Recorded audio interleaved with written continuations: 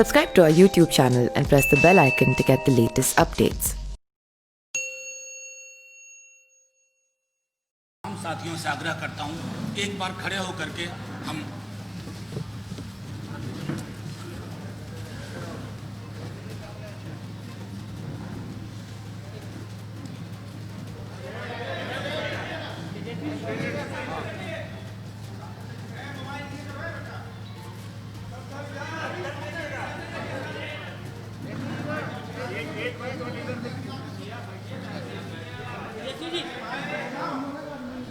Thank you साथियों। इससे पहले कि मैं नेता प्रतिपक्ष तेजस्वी जी से आग्रह करूं कि कुछ मूल बिंदुओं पे अपनी बात रखें आपके समक्ष। ये घोषणा पत्र नहीं है, ये प्रण हमारा है, संकल्प के बदलाव के साथ जो कि सच होने वाला है। एक एक जो बिंदु जो आप देखेंगे उसके पीछे पूरी की पूरी एक बैकग्राउंड है, पृष्ठभूमि कि हम कैसे करेंगे।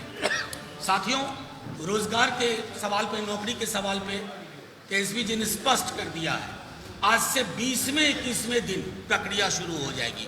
10 लाख सरकारी नौकरी की, समान काम के समान वेतन, संविदा के पूरे कॉन्सेप्ट को खत्म करने के अलावा किसानों का जो भी ऋण है वो सब कंप्लीट माफी, आज तक के जो भी ऋण होंगे।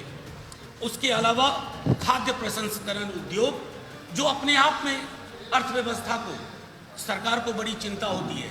हमारी सरकार आते ही तेजस्वी जी के नेतृत्व में रिवेन्यू जनरेशन पर भी काम होगा कि राजस्व किस प्रकार बढ़े।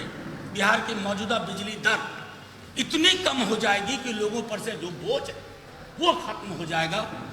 हमारा ये भी कहना है कि जब मिथिला में जीआई बिहार, वो जीआई मिथिला होगा और तमाम अलग अलग क्षेत्रों के जो वहाँ की चीज़ें हैं उसके आधार पर ग्रामीण अर्थव्यवस्था के उद्योग पहली बार आएंगे।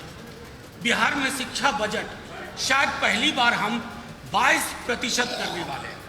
22% राजकीय बजट में शिक्षा के बजट का हिस्सा होगा। उसके अलावा बिहार युवा आयोग के गठन पर बाकी आंगनबाड़ी, जीविका दीदी, आशा कर्मी, रसोईया सब के बारे में जो अब तक बात हुई है कि दोगुना से ज़्यादा किया जाएगा। गांव और शहर की सुविधाओं के फर्क को हम खत्म करके रख देंगे।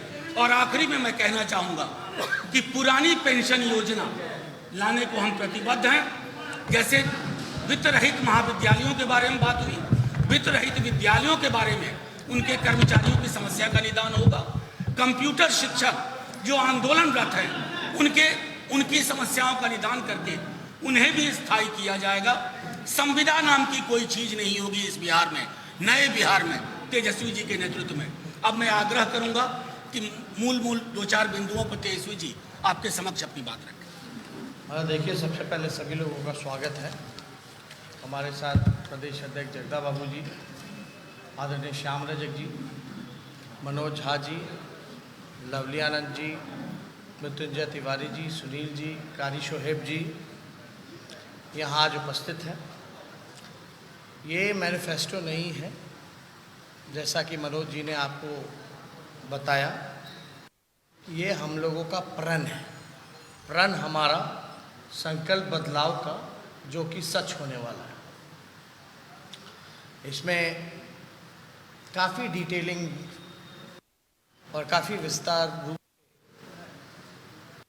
हर एक क्षेत्र को लेकर के हर एक चीज़ों का ध्यान रखने का काम किया है, जिससे हम वाकई में बिहार को खुशहाल, बेहतर, समृद्ध बना सकते हैं। और हमने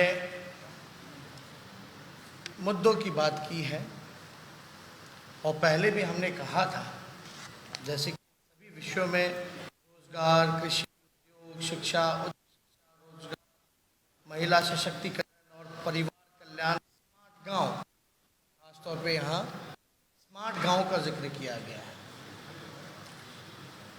स्वयं सहायता समूह के बारे में है, पंचायती राज संस्थान के बारे में है, सामुदायिक विकास और गरीबी उन्मूलन के बारे में है, पशुपालन एवं मत्स्य पालन के बारे में है, स्वास्थ्य सेवाएं के बारे में है, सरकारी सेवा से जुड़े हुए मुद्दे हैं, बिहार की सांस्कृतिक विरासत और रचनात्मक उद्योग के बारे में इसमें है, खेल नीति हमारी क्या रहेगी, इसमें विस्तार रूप से दिया गया है। आधारभूत संरचनात्मक विकास के बारे में इसमें जिक्र किया गया है। जलवायु परिवर्तन से संबंधित हमारी जो प्रतिबद्धताएं हैं, ये सारे लगभग जो हैं हर एक चीज़ों का हमारा संकल्प बदलाव का विस्तार रूप से हर एक चीज़ दिया गया है। इसमें आदरणीय राष्ट्राध्यक्ष लालू प्रसाद जी का, पूर्व मुख्यमंत्री आदरणीय राबड़ी देवी जी का संदेश भी इसमें बिहार के लोगों को दिया गया है। हमने पहले भी कहा, कई दिनों से हम लोग कह रहे हैं, लोग हंसी उड़ाया करते थे कि भाई रोजगार कैसे देंगे, पैसा कहाँ से लाएंगे। हमने कहा रोजगार और नौकरी में अंतर है। रोजगार तो कचड़े साफ करने वाला भी रोजगार हुआ, पकौड़ा तलो वो भी रोजगार हुआ, नाले साफ करो वो भी रोजगार हुआ। लेकिन हम यहाँ 10 लाख सरकारी नौकरियों के बारे में जिक्र कर रहे हैं और पहले कलम से पहले मंत्रिमंडल के बैठक में ये सच होने वाला है कि देश के इतिहास में पहली बार इकट्ठे 10 लाख नौजवानों को सरकारी नौकरियां दी जाएंगी।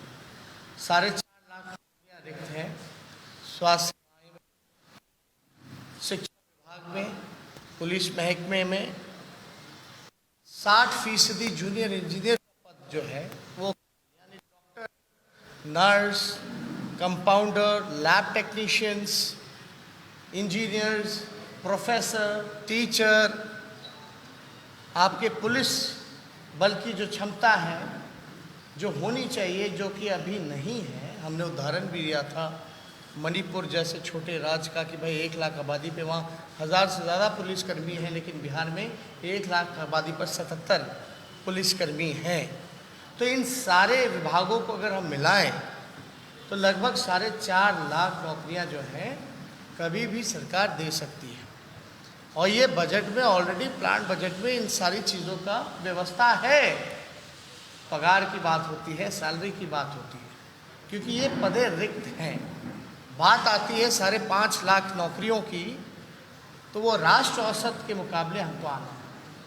हमको बिहार बेहतर बनाना है। जहाँ फंसा हुआ है हमको वहाँ से निकालना है। तो निकालना है तो कम से कम जो नेशनल एवरेज है उसको हमको कम्पीट करना पड़ेगा, उसके औसत के मुकाबले हमको आना पड़ेगा। तो 4.5 और 5.5 लाख नौकरियां मिला के टोटल 10 लाख हो जाएगा। वादा करना हो भाजपा और डबल इंजन सरकार का जैसे करते रहे, तो हम लोग भी बोलते भाई 50 लाख नौकरियां देंगे। हम लोग भी शुरू से बोलते हैं कि 1 करोड़ नौकरियां देंगे, लेकिन 10 लाख ही क्यों? क्योंकि जो रिक्वायरमेंट है, चाहे पदे खाली हों या राष्ट्र औसत के मुकाबले आने के लिए। अब भाजपा वाले बताएं कि भाई उनका मुख्यमंत्री का चेहरा कौन है? नीतीश कुमार है। नीतीश कुमार को 10 लाख में हाथ खड़े कर दिए थे कि कहाँ से देगा, पैसे कहाँ, तो बीजेपी कहाँ से देगी? कौन करेगा? नेतृत्व तो नीतीश कुमार कर रहे, उन्होंने तो पहले ही हाथ खड़ा कर दिया। तो ये बेवकूफ़ किसको बना रहे हैं? बोलते हैं पैसा नहीं है। बिहार का बजट लगभग 2,13,000 करोड़ का है, जिसमें खर्च केवल 60% होता है, 40% खर्च नहीं हो पाता। जो खर्च नहीं हो पाता 40% अगर कुल बजट का अगर निकाला जाए तो 80,000 करोड़ होता है। और डिप्टी सीएम सुशील मोदी कुछ और बयान ही कह रहे थे।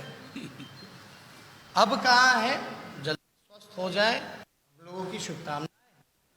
लेकिन यही सुशील मोदी जी ने 2 बयान दिए थे, आपको याद होगा, 3 बयान, कि संसाधनों की कमी है जब मजदूरों को लाने की बात की जा रही थी।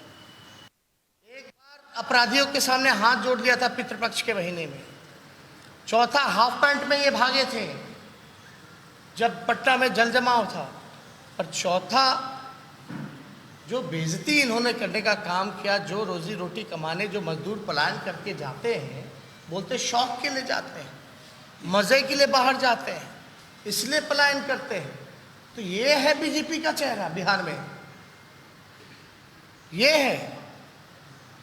और चिट्ठी निकाला जाता है कि मजदूर भाई अगर आएंगे तो अपराध बढ़ जाएगा।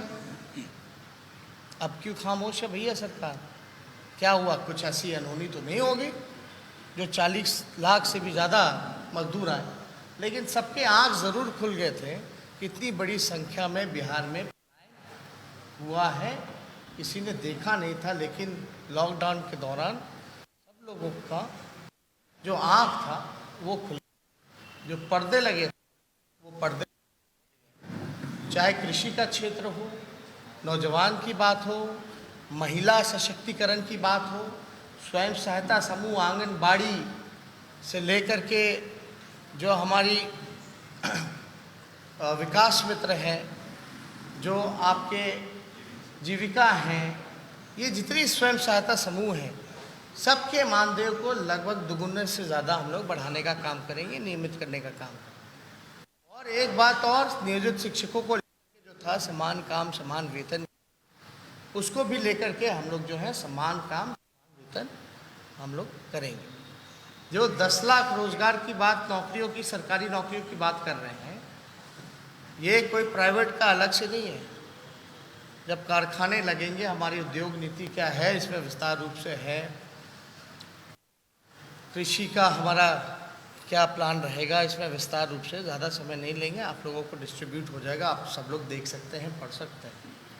लेकिन हर एक तरीके से हम लोगों ने बिहार के सामने अपना विजन और डॉक्यूमेंट रखा है। आज तक हवाई बातें हुआ करती थी, लेकिन ये हमारा संकल्प है, संकल्प बदलाव का, ये हमारा प्रण है जो सच होने वाला है, और ये हम करके दिखाएंगे।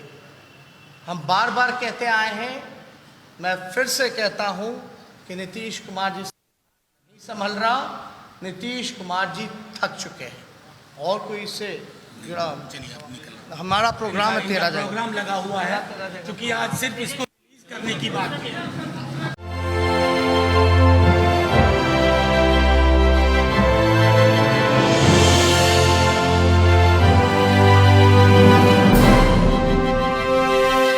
Subscribe to our YouTube channel and press the bell icon to get the latest updates.